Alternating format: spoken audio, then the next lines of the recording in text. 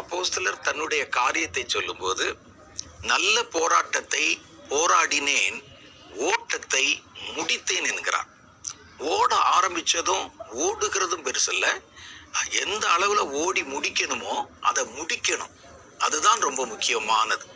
ஒரு காரியத்தை கர்த்தர் நமக்கு செய்யும்படி சொன்னா, ஆரம்பத்துல ரொம்ப தீவிரம் காமிச்சு வேக வேகமா செய்ய ஆரம்பிச்சிருவாங்க.